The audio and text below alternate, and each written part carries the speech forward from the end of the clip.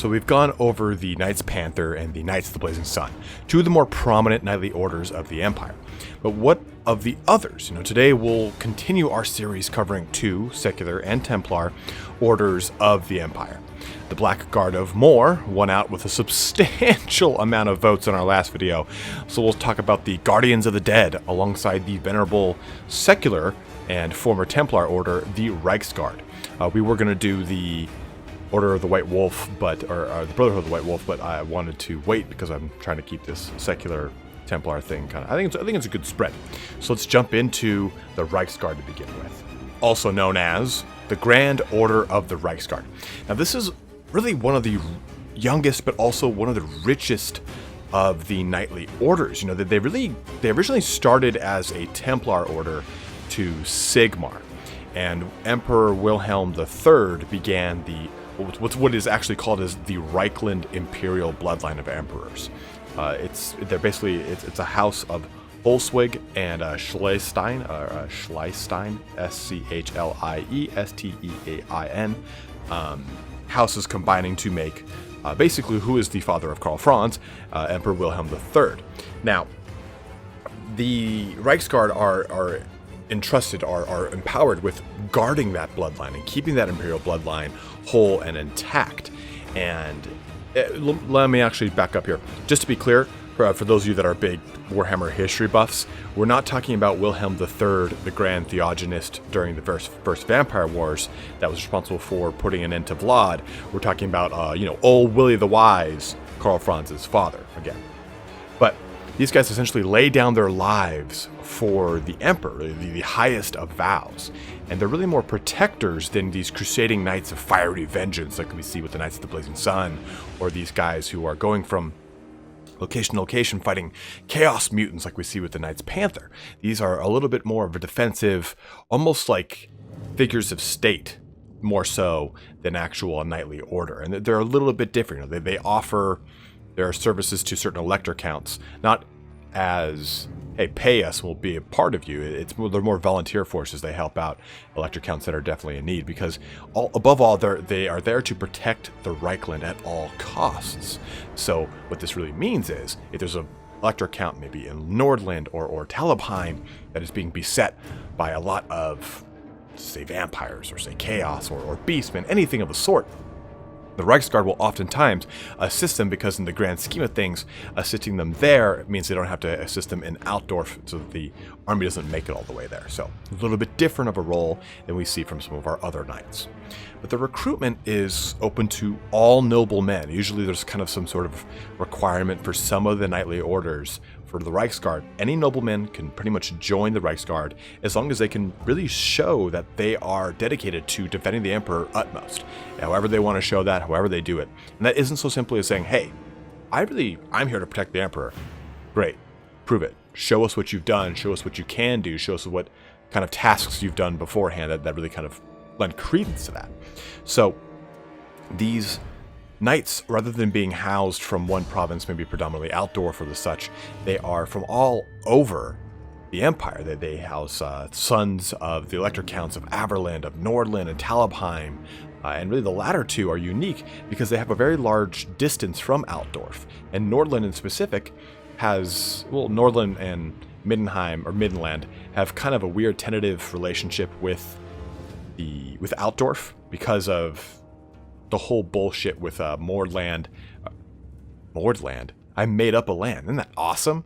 Middenland, and they're kind of basically trying to get the throne out from under Karl Franz. And that's a very tentative thing there. In fact, we've always talked about how the elector counts as a whole have a very weird relationship with the Emperor, with a lot of intrigue in court and a lot of stuff going like that. But at the end, they still ultimately are under the Emperor's rule. And Averland, as you guys know, is way to the southeast of Altdorf. It's one of the most bottommost empires next to Sylvania of the Old World. So the distance to Altdorf is very unique because the Reiksguard are predominantly housed in Altdorf. And it is considered a high honor to be amongst the Reiksguard for any and all provinces. When these people become Reiksguard, it's just this huge badge upon the family, badge upon the province.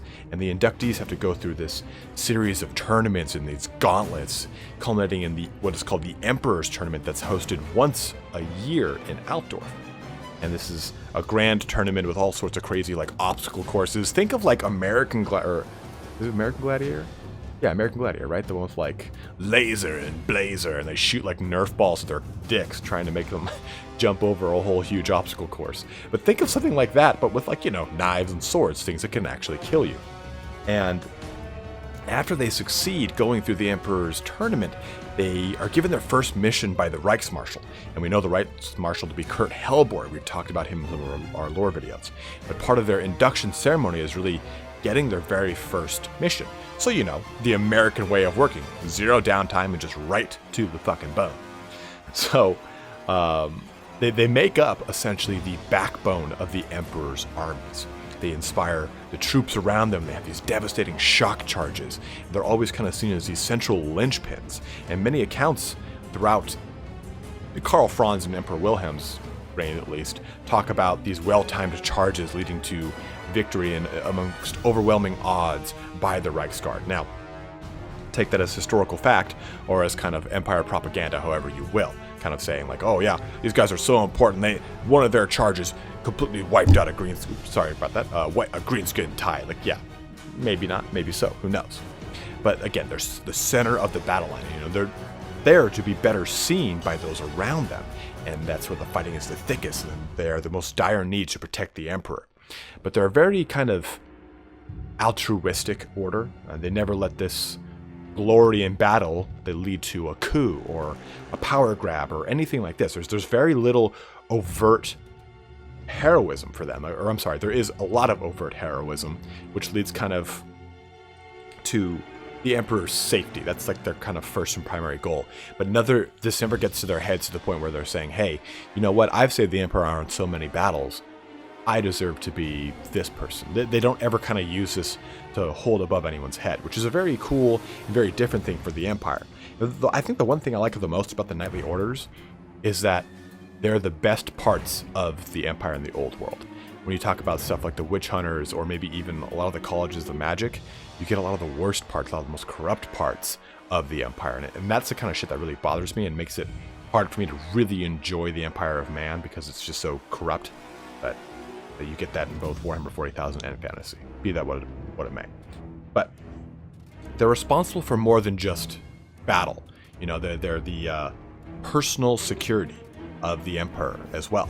So they're responsible for being the actual physical security, but also orchestrating how it's all maintained, how the watches work and how the shifts work of the homes, the palaces, the prisons, even the Castle Reiksguard itself. And we've seen Castle Reiksguard in Warhammer 1 and 2 as a special building, right? It gives minus 30% recruitment for Reiksguard, minus 1 turn production, or turn to produce them, plus 2 rank overall for all of your armies, plus 3 rank in the province, and minus 5% upkeep. So basically think of them as if you were to churn them out in Altdorf, they come out with 2 silver chevrons. But in the lore, each cavalry unit is led by a nobleman, and this nobleman, really, the unit is comprised of the same province as each other. So if you have a nobleman leading a unit from Talabheim, then pretty much the entire unit is more than often than not from Talabheim. This leads to a lot of bitter rivalry, saying like, oh, the Talabheim unit is better than the Midland unit, and so on and so forth. And in true Reiksguard fashion, they settle that with grand tournaments.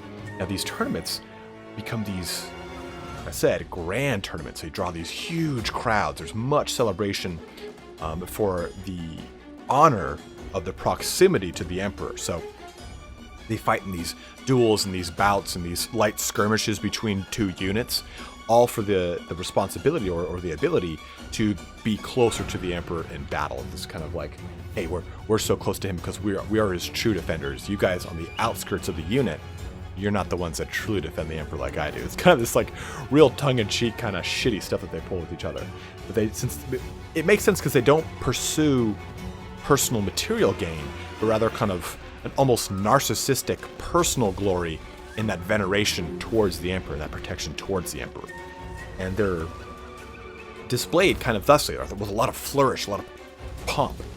and they have this very expensive livery with a lot of armor. That doesn't make any sense. They're covered with armor, but this armor is provided by the state, and they're predominantly supplied by the emperor, so they don't have to bring their own armor in. They're very, very, very rich from the start there. So as a result, you've got this white armor with red trim that kind of really accents the overall colors and heraldry of Altdorf.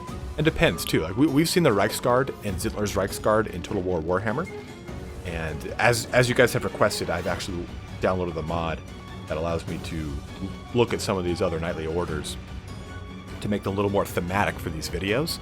And you can see this has got the different variations of the armor, and sometimes it's just a burnished silver, and they just charge to war on that with gold accents on it and red plumes, red and white plumes.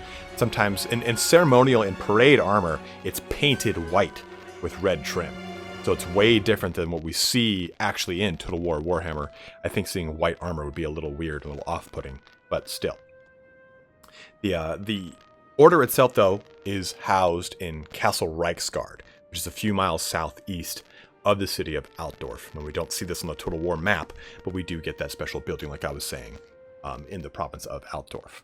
And we also know the Reichsmarshal, the person who leads the order, again, Kurt Helborg himself, good old Grimmy Hell. And they predominantly are housed in Altdorf, but they do have strongholds throughout the entirety of the Old World. So, you have this very consummate knightly order, right? They're very normal, they're very plain, but also very important in lore terms. The defenders of the Reichland. And what would these guys look like in Total War Warhammer? Now, again, I've mentioned that we all already know that they're in the game already, right? But I feel like it's a poor representation. I think they need to soup up Empire Knights as a whole. Or, I'm sorry, they are souped up Empire Knights with anti-infantry. And so it's kind of like, meh, I guess, cool. I mean, Total War Warhammer 2 brings a lot more colorful and flavorful units to each respective army. So what changes could we see if they decided to overhaul not just the Empire Knights, but the knightly orders of the Empire in some future update? Well, we've talked about how these guys are kind of the center, the linchpin of every army, right? So Inspire make a lot of sense, right? These knights are legends to the local populace, and it only makes sense that they have an effect on the battlefield that lends to that notion. When any of these knights return home, or would return home on leave or anything like that, the local province they belong to would have these massive celebrations and feasts for the honor that the knight won in that province's name. So they definitely are a knight of the people. So why not inspire an already low leadership army like the Empire by giving another linchpin, again, to use that word a bunch of times, of leadership for the army? I think Inspire would make a lot of sense for these guys, because again, they are a little bit more defensive than some of the other knightly orders we talked about, especially the Panther and Blazing Suns and the Knights of Morr we're about to talk about. But another ability here would be Guardian, and this one is a bit of a no-brainer for me, right? And since almost every army has a unit or two like this, these guys seem like a shoo-in for this role. They're meant to be the guardian of the Emperor, or the Elector count if they're protecting one, and thus make up the strong elite core that is the defensive block around their liege. So why not give them the Guardian ability so they can kind of maintain that defensive core around the Emperor? Change them from kind of a shock to a defensive role, protecting against charges and kind of holding the line, filling gaps that appear while also being a massive deterrent to backline harassment. I think that an overhauled Order of the Reiksguard would be a lot more lore-friendly and a lot cooler than what we already see in the game already. So I'd be really excited to see that. But now we've talked about the lovely Reiksguard. On the flip side is our Knights of Morr, who would be far more offensive than the Reiksguard. So as they're properly known, the Black Guard of Morr. And they're the one of 3 Templar orders of the Cult of Morr. But 2 things about this. Every member in the pantheon in the human mythos or mythology or religion, for that matter, has a cult associated with them. Just think of it as a church, like the Church of Morr. There's nothing clandestine or secretive about their worship. It's very overt, with shrines, churches, temples everywhere. It's just Games Workshop's way of being overly gothic about stuff, but there's nothing weird or hidden about the cult of Morr, or the cult of Ulrich, or the cult of Tal, or any of the other many, many lords that there are, like Mothlon and the such. But Morr himself, I guess second point, is not the god of death, but the god of the dead. So he doesn't necessarily kill people. He's not the one just sitting there just like with a little crooked like witch's finger just touching things and killing them. He's the protector, the guardian of the dead. So a cool little backstory here. There's the three original gods, right? Tal, the god of beasts. Ulrich, the god of winter and wolves. But if you ask me, isn't a wolf a beast? Whatever. It's hearsay. And then Morr, the god of the dead. Also of like prophecy and dreams. So Tal and Ulrich fought over the living world, saying, hey, we want this one. And they both said, well, we're going to duke it out for it. Morr, on the other hand, said, you know what? All right, guys, I'll take the land of the dead, the land that's just goddamn empty. And what he would do is he would actually go to the land of the living and take from Tal and Ulrich's followers and put them in the land of the dead, as they were, well, dead. And he eventually kind of came to an agreement, and he wouldn't take from the land of the living, but he made the agreement that I won't take, but in the end, all of your followers have to eventually come to me somewhere or another. So this is what creates the cycle of life and death in the Warhammer world in a lot of ways. Is they're saying, oh, okay, once they reach a certain age or whatever happenstance, they'll have quote unquote died and gone to you, and there they are.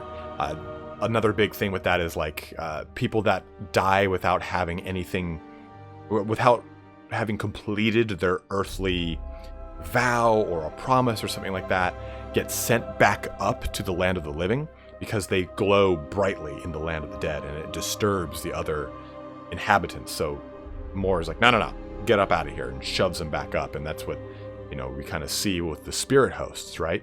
So it's kind of an interesting crossover of what we just talked about with our last video. But I got away from myself here. But the other origin story of Morr is that he appeared when the first human died, fighting off the Chaos Gods in defense of the human soul, becoming the guardian of the dead. And that's just it. Morr is, again, not the god of death, but the god of the dead, the guardian, the shepherd. He does not bring death, he protects it. Thusly, the Black Guard of Morr echo that sentiment. These guys are truly badass because they're very enigmatic, right? They're very like the badasses don't look at explosions type people. Like, well, this I guess in Warhammer terms is badasses don't look at rocket batteries exploding or whatever. We've talked about how the Reiksguard are mute. They've seen their death as a gift or as a prophecy from Assyrian, and as thus they have to take on a vow of silence. And they take on that vow of silence after becoming a Reiksguard. Blackguard are very much the same way. While on duty, no talking. None. No. Shh. No speaking in the library. Or their hand gets slapped by a giant dude dressed as a Grim Reaper. It's not true. I made it up. It's not even a good joke. Fuck. But they're ostracized by the other orders, and they kind of have this ill regard because it's not that they're ostracized because they don't follow the other orders. It's because they're more afraid of them than they're like, oh, you're not following the way we do things. We don't like you. It's more like, hey, we don't really understand you. I'm terrified of you. So it's definitely a very weird kind of position for them to be in. But much like the Reiksguard, they are a relatively defensive order. And I'm not saying that they're defensive in the sense that they're defending someone, but they always kind of keep to guarding the Gardens of Morr, which are essentially the temples of Cult of Morr. Just think of it as a blessed cemetery versus a cemetery that's just on the side of the road. That's kind of the difference, I guess you could say. But they protect graveyards, mausoleums, temples, any kind of sacred site to Morr. But what of their past? Where do these guys come from? What the hell are they, and why are they look so cool? Well, they trace their lineage back even before the Great Crusades, where most of the knightly orders were birthed. And they fought against the Sultan's forces at the siege of El Haik, which we've talked about. They kind of terrified the defenders because they thought they were their ancestors that have come back to haunt them and pay vengeance to all their sins and misdeeds. And the reason behind this is that they're covered from head to toe in black obsidian armor. This is intentional. One, so that no human portion of their body is exposed, and they fight in utter silence. Only rarely breaking silence to shout a quick command, if at all. And again, there's two reasons for this. One is it's theatrical and it does inspire fear. But two is because when you're dealing with a lot of like black magic and the such, any slight touch on your skin could kill you and rot you outright. Like if we take a look at the end times, Eltharion is killed by Archon the Black by grabbing his wrist and decaying him away into nothing. So these guys are encased in armor because they know they're fighting against this dark magic, this foul magic, that even touching their skin could have a permanent effect on them. But there's literally no portion of their skin that shows. Some guys, though, they're so silent they even cut their tongues out. They're so dedicated to this. And they're mounted on top of these big black destriers. Think like not just a normal horse, like a big, thick, heavy, broad beast of war. And they're the ultimate image of like the quote-unquote Black Knight. Now I know in the mod it shows them on white horses, and I think they just did that because it would have been too much black. Like look at the armor on these guys. It's like pitch black. I can barely see detail on it. So I think the white armor is just to add a contrast so you can see where the hell they are on the battlefield. But in the lore, it's black horses with black barbed barding on them, as well as black armor on these guys with red plumes. So really kind of scary, right? And again, covered head to toe, like death mask visages, almost like the chaplains from Warhammer 40,000. Really, really scary. But they had an ulterior motive for the crusade. What actually becomes called as the Black Crusade. They went into Khemri and were fighting against the Tomb Kings, which are really kind of seen as that ultimate affront. They hate vampire counts, they hate Tomb Kings, because these are people that are supposed to be in the land of the dead, and they have resisted that and come back from the land of the dead. So they're trying to push them back down and defend all of the sacred sites of Morr, cemeteries, and any kind of burial ground. So raising things up from there would imply they have to save it or fight against it. So they have this big Black Crusade. And it costs the lives of very many of the Black Guard of Morr. So what actually happens is, at the end of this crusade, all the treasure that's reaped and all the forbidden knowledge, I guess you could say, they bring it to the Tillian city of Lucini.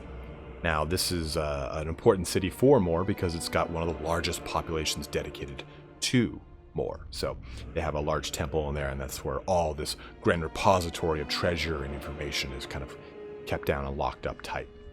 But after the Crusades, they appeared in the defense of the Empire during the Vampire Wars. And really, anytime there are necromancers, undead, vampires, etc., the Black Guard are there to fight or defend. The Knights Panther, we've talked about them. They fight and kill mutants. The Black Guard, they fight and kill the undead. But little is known of the actual personnel of the Black Guard, though. I mean, we hear about how the Knights Panther are comprised and how their nobles are selected. And we hear about the Reiksguard can be any nobleman. The Black Guard doesn't really go into that. Not all nobles are required by most knightly orders, but most of the ones in the Black Guard are not nobles. So it's a very interesting kind of fine line that they draw. But for the most part, the Knights of the Black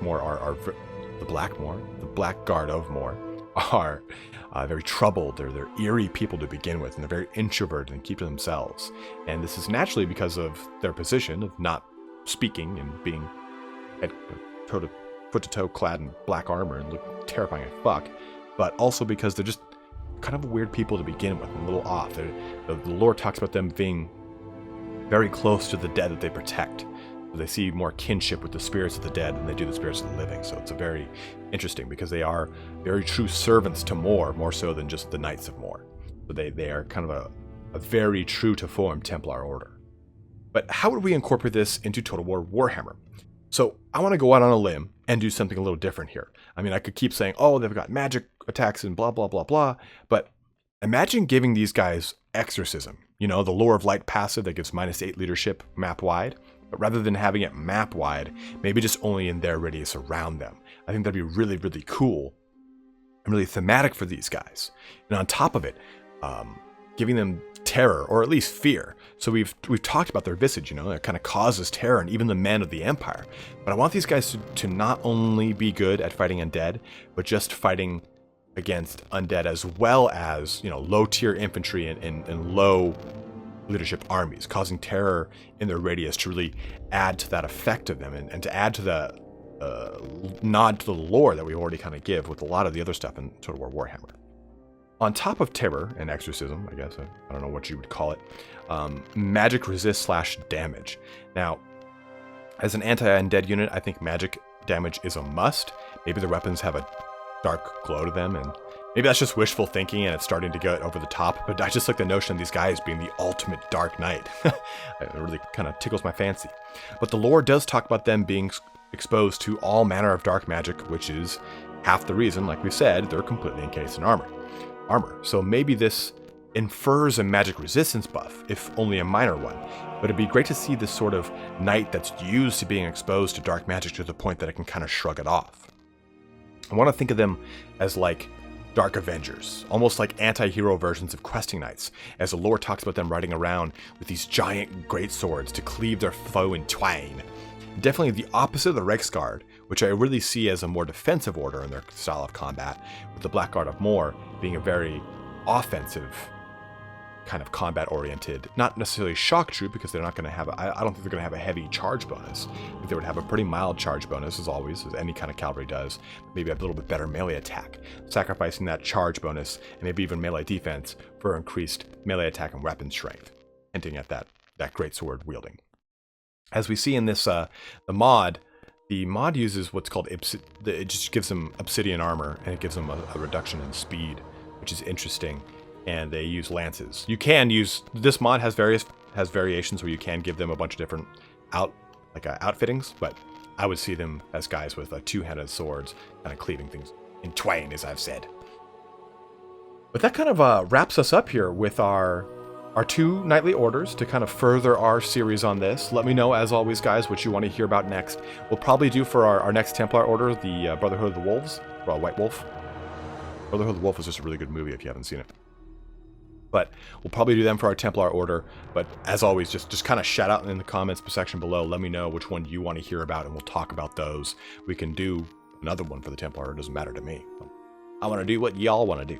But thanks for joining me for here today, guys. We got plenty of stuff coming out this week for you. So be on the lookout for plenty of updates coming tomorrow, Wednesday, Thursday, Friday, every day for the most part. But as always, guys, thanks for watching. Have a good one. Don't forget to like, comment, subscribe, all that kind of action. And take care.